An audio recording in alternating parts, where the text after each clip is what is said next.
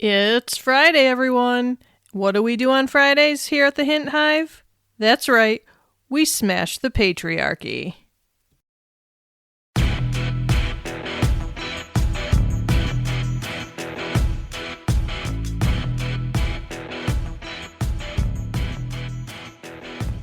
Welcome, queens, to another episode of the Hint Hive, Amplifying Women's Voices. I'm your fierce host, Kelly Hint, queen bee of this hive, and today we're diving deep into the ocean of feminist theory. So grab your crowns and let's get started. All right, first things first, let's clear the air. What exactly is feminism? Well, my ladies of the hive, feminism is the radical notion that women are people too. Shocker, huh? It's not about putting women above men. It's about achieving equality for all genders. Yes, all genders. Now let's touch on feminist theory. Think of it as our blueprint for dismantling the patriarchy. It's the academic backbone of our movement, exploring the ways that gender intersects with power, privilege, and oppression. Picture it as a treasure trove of ideas and insights that challenge the status quo. It's like our own personal roadmap to liberation. Key areas of focus within feminist theory include discrimination and exclusion on the basis of sex and gender, objectification, structural and economic inequality, power and oppression, and also gender roles and stereotypes, which I covered in a prior episode.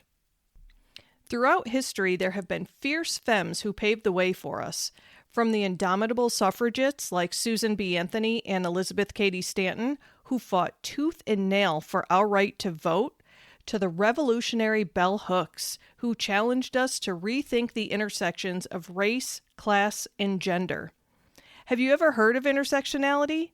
It's the idea that our identities are layered like a decadent cake, with each slice representing different aspects of who we are: race, class, sexuality, and so on. Kimberly Crenshaw, the fierce goddess who coined the term, reminds us that feminism must be inclusive of all women, not just the ones at the top of the pyramid. Translation: rich white ladies. And let's not forget about the power of storytelling. From literature to film, art has been a powerful tool for shining a spotlight on women's experiences. Think of Maya Angelou's lyrical poetry, or Ava DuVernay's groundbreaking films. These storytellers remind us that our voices matter and our stories deserve to be heard. This is one of the many, many reasons why I decided to do this podcast, because, like my foremothers, I believe that women's voices matter and our stories do indeed deserve to be heard. And that's also another reason why I encourage my listeners to email me and share their stories, to email me to ask about more topics for me to cover, and also to get in touch with me if they want to be a guest on this podcast. Because again, I want your stories to be heard, ladies. Now let's sprinkle a little glitter on the shoulders of giants, shall we? Throughout history, women have been shaking things up like a snow globe. Take Mary Wollstonecraft, the OG feminist who dared to challenge the notion that women were inferior to men. Or Gloria Steinem, the iconic journalist who paved the way for a new wave of feminism in the 60s and 70s. These trailblazers remind us that the fight for equality is ongoing. But let's get real. The fight for equality isn't just about big names and bold gestures. It's about the everyday heroes who are out there making a difference in their communities. From grassroots activists to fierce advocates, these unsung heroines are the heartbeat of our movement. But let's not sugarcoat it, friends. The road to equality has been paved with potholes of prejudice and discrimination. From the wage gap to reproductive rights, women have faced hurdles at every turn. But guess what? We're still here, stronger and sassier than ever, and we are not taking this crap anymore. Now, let's tackle some of those pesky myths about feminism. No, it's not just for women. It's for everyone who believes in equality. And no, it's not about hating men. It's about dismantling the systems of power that benefit them at the expense of others. And finally, no, it's not about burning bras or bashing men. It's about smashing the patriarchy, dismantling gender roles, and embracing our divine feminine power. As I stated in a previous episode, the patriarchy hurts everyone. Just because some roided up ass clown decided that men can't cry, women cry too much, men are superior, and women are beneath men, does not mean that that's just the way it is and we all have to deal with it. The Oxford Dictionary defines feminism as the advocacy of women's rights on the basis of the equality of the sexes. The Merriam-Webster Dictionary defines feminism as the belief in and advocacy of the political, economic, and social equality of the sexes expressed especially through organized activity on behalf of women's rights and interests. And the IWDA, which is the International Women's Development Agency out of Australia, states that, and I quote, "Quite simply, feminism is about all genders having equal rights and opportunities. It's about respecting diverse women's experiences, identities, knowledge, and strengths, and striving to empower all women to realize their full rights." End quote. The IWDA goes on to reiterate that feminism does not mean that one person's experiences are more important than another. It's simply about leveling the playing field. So nowhere in any of those definitions exists any kind of hatred, man-bashing, elevating women over men, or any other kind of craziness that people like to accuse feminists of believing, thinking, and or doing. We are simply about equality for all genders, even those that are different than ours. Is this sinking in? Because I'm telling you, if I get called a man-hater one more time, just because I advocate for equality, I am going to come unglued. Now, I wasn't going to share this because I don't want to embarrass my son, but in all fairness, he told me that he doesn't care if I mention him in my podcast, so I'm going to hold him to that. So he and his then fiance were over visiting one day. I wish I could remember the exact conversation leading up to my proud mom moment, but I just can't. Apologies. You know, I'm old. Just kidding. I don't apologize. It's who I am. Anyway, while we were discussing something related to women's rights, it could have been reproductive rights or sexual assault, I'm not sure. But anyway, my son declares that he considers himself a blue-collar feminist. I was momentarily stunned into silence. I mean, I raised my son under the belief that all people were created equal, but I never used the word feminist or anything around him while he was growing up. I didn't sit him down and educate him on feminist history or women's rights or any of that. Side note, shame on me. But anyway, when those words came out of his mouth, I swear I felt my heart swell to the point that it almost burst. As much as my husband and I screwed up as parents, at least we got a few things right. And don't get me wrong, I'm not saying that my son is perfect. He's as much a pain in the ass as many other humans are. But at his very core, he's a pretty amazing guy. I will forever be proud of the man that he has become. And his father, my wonderful husband of 28 years, is fan-freaking-tastic too. I mean, he kind of has to be to put up with my shit, but seriously, he stands in solidarity with me on the fundamental rights of equality for all humans. He gets as angry as I do when he hears about yet another story of sexism, racism, homophobia, and any other kind of discrimination.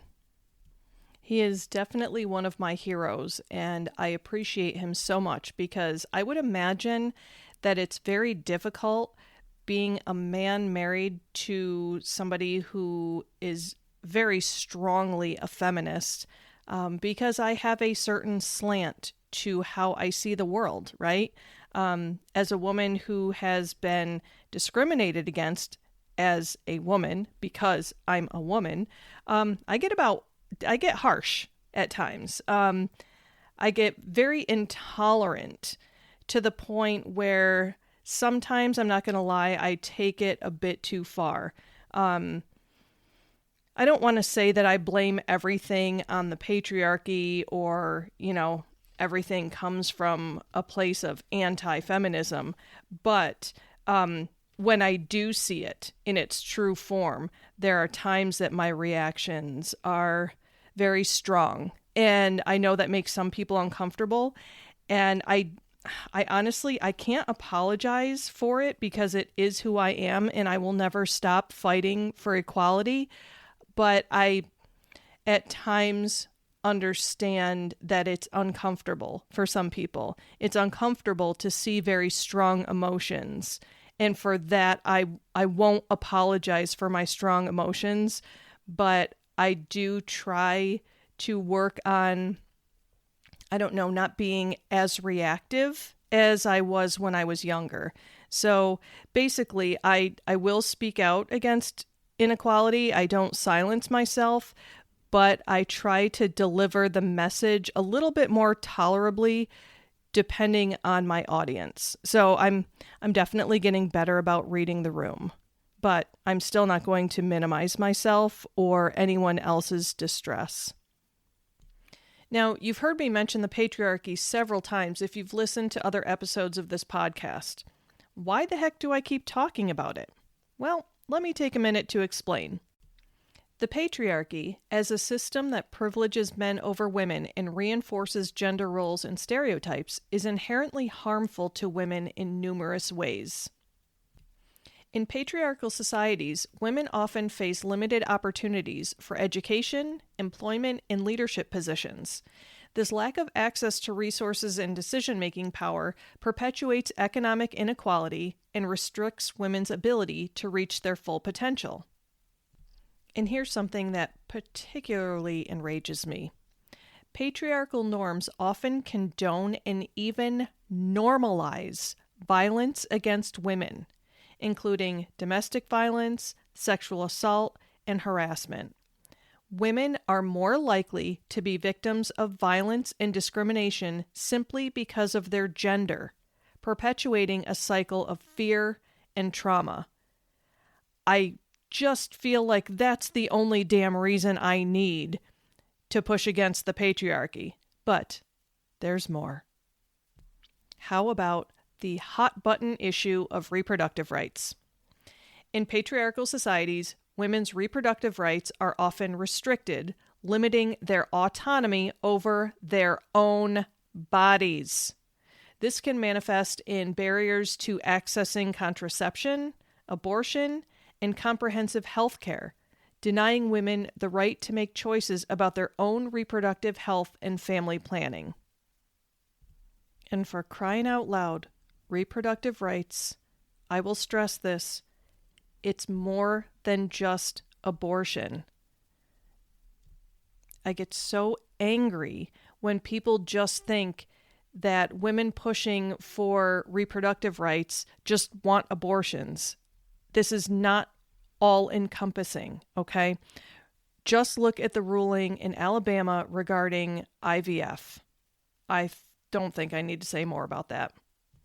And when I think about this super, super conservative movement, oh, there it is, politics, showing its ugly face in my podcast. But anyway, the extreme conservative lifestyle would be abstinence only, end of discussion.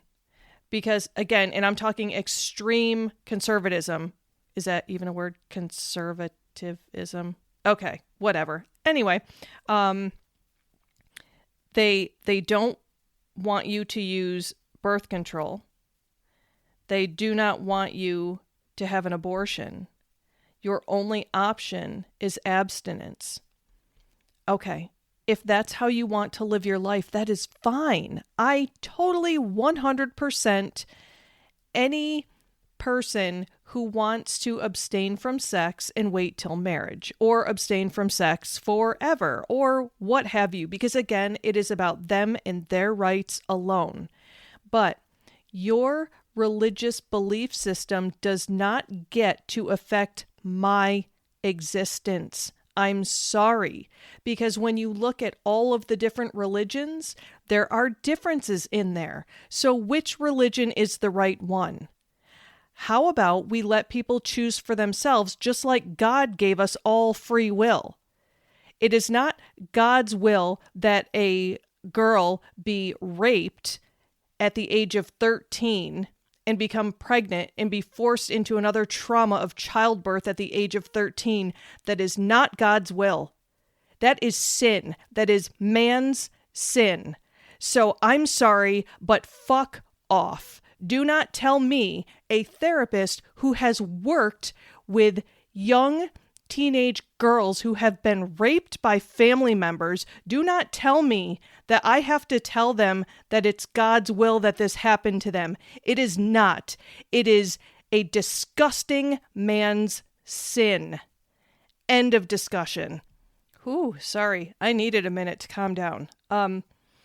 Okay, so if you are somebody who believes that it's God's will that a man rapes a woman and impregnates her, that's okay if you want to believe that about your situation, but you don't get to tell the world that they have to believe the same thing as you.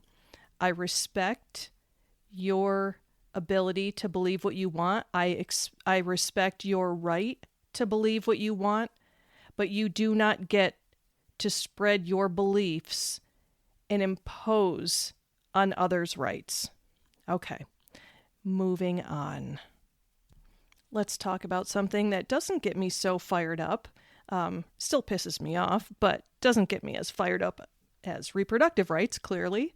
How about some unequal pay and economic disadvantage? So the gender pay gap, which is a hallmark of patriarchal systems, means that women are consistently paid less than men for the same work. This economic inequality not only undermines women's financial security, but also contributes to broader systemic issues such as poverty and wealth disparity. And again, I'm not saying that changes haven't happened over the past century, but we still have work to do because these systems are still in place. Now, let's move into the home for a minute. So, women are often expected to take on the majority of caregiving and household responsibilities known as emotional labor. This unpaid work can be exhausting and undervalued, reinforcing traditional gender roles and limiting women's participation in other areas of life. And again, I will reiterate for the haters, if you are a woman who wants to be a stay-at-home mom, that is fabulous. Go for it. But don't have the expectation that that's what every single woman wants. We get to have our autonomy here. We get to make our own decisions. Okay, how about some politics and leadership? So, patriarchal systems often result in women being underrepresented in positions of power and influence such as politics, corporate leadership, and the media. This lack of representation often perpetuates the marginalization of women's voices and perspectives in the decision-making processes happening. Again, I am seeing some fantastic growth in this area, but that's all it is growth. It's some progress and growth, but we have not reached equality. So again, another area that I will continue to fight for. And how about body image and beauty standards? So patriarchal societies often perpetuate unrealistic beauty standards that objectify and sexualize women's bodies. This can lead to body image issues, low self-esteem, and harmful practices such as eating disorders and cosmetic surgery, as women strive to meet these unattainable ideas imposed upon them by society. Just take a look at our young girls' Instagram feeds. What is in them? It is a bunch of seemingly perfect-looking women that they are measuring themselves up against. And why are all of these seemingly perfect women all over the place? Well, that's the standard that the patriarchy has set. Look at the Barbie doll. We can't look like her, but that is the ideal, right? So basically, overall, the patriarchy perpetuates a system of gender-based oppression that undermines women's rights, their autonomy, and their well-being. And so challenging and dismantling patriarchal structures is essential for achieving gender equality and creating a more just and equitable society for all. So again, not man-hating, just hating the systems that privilege them and give them an advantage over other genders. And for those who think that feminism is dead, I say, think again, honey. We are not going anywhere, and neither is our fierce determination to create a world where all genders can thrive. And for those who think feminism is a dirty word, check your facts. As I said, it's not about taking away anyone's rights. It's about leveling the playing field so that everyone can thrive. So, to all the haters out there, we say, bye, Felicia. And finally, don't fucking tell me that the patriarchy no longer exists, Bill Maher, because my uterus, as well as uteruses around the country, would strongly disagree. How about a new rule for you, buddy? Don't say that the patriarchy doesn't exist in one sentence, and then discuss the atrocities happening with women's reproductive rights in the next. Apologies to all who I just confused. If you don't watch Bill Maher's show, then you have no idea what I'm talking about. Just let me have my menopausal rant without judgment. And no, I'm not canceling Bill Maher because I do agree with him on several things, but on the issue of whether or not the patriarchy is still a problem, we fundamentally disagree. And that's okay. Because, we're free to believe what we want. I just know I'm right on this one. Sorry, Bill. Well, my fierce and fabulous femmes, our time together has come to an end. But fear not, for the fire of feminism burns bright within each and every one of us. And remember, feminism isn't just a theory, it's a way of life. So keep slaying, keep fighting, and keep amplifying those voices. And don't forget to email the podcast if you have a question, comment, or even a topic that you'd like to hear about. And if you've been enjoying the podcast, please spread the word. I'm on a mission to empower the women of this world, and I need your help. Thank you so much for listening. Until next time, stay bold, stay beautiful, and stay unapologetically you. This is Kelly Hint, Queen Bee of this hive, signing off. Catch you on the flip side, Queen Bees.